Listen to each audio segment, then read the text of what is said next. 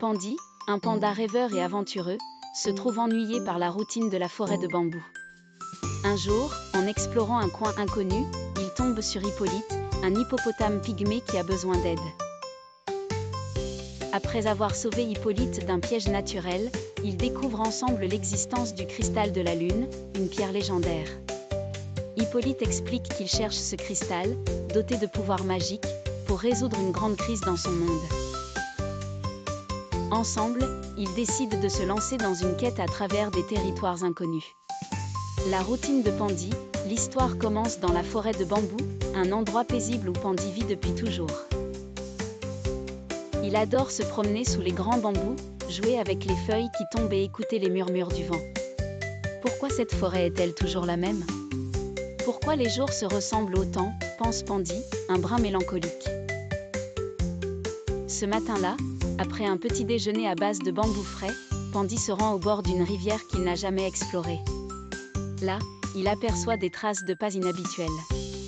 Curieux, il décide de suivre ces traces. La rencontre avec Hippolyte, en suivant les traces, Pandy tombe sur une clairière cachée, où il découvre un hippopotame pygmée pris dans des racines d'arbres.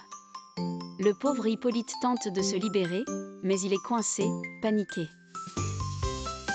Pandy s'approche avec précaution, un peu hésitant, mais aussi compatissant. « Et, tu as besoin d'aide ?» demande Pandy d'une voix douce. Hippolyte, avec un sourire nerveux, « Je suis un peu dans une situation délicate. Je m'appelle Hippolyte. Merci de me donner un coup de main. » Après quelques efforts, Pandy réussit à défaire les racines et à libérer Hippolyte. « Merci. Tu es un vrai héros, » dit Hippolyte en riant, se frottant les pattes endolories.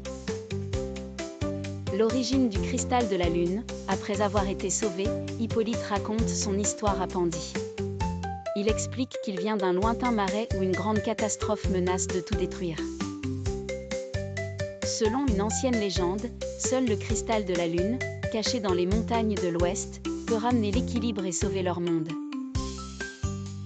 Mais le chemin est dangereux. Les montagnes sont infestées de créatures magiques, et la grotte où se trouve le cristal est protégée par des épreuves très anciennes. Pandy, le cœur battant, ressent un appétit d'aventure grandir en lui. « Si tu as besoin d'aide, je te suivrai. J'ai toujours rêvé de voir le monde au-delà de ces montagnes de bambou. » Hippolyte sourit, heureux de l'enthousiasme de Pandy.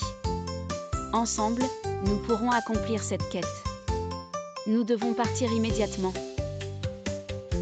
Préparation pour le voyage, le duo se rend dans un village voisin, où ils trouvent des objets utiles pour leur aventure. Ils rencontrent Tutu la tortue, une vieille sage qui vit au bord d'un lac magique. Tutu leur confie une carte ancienne en parchemin, une carte qui montre le chemin vers les montagnes. La carte, toutefois, semble magique, car certaines parties sont floues et changent constamment. Zéphyr, un perroquet coloré aux plumes éclatantes, leur remet un sac magique. Le sac semble minuscule, mais il peut contenir une quantité infinie d'objets.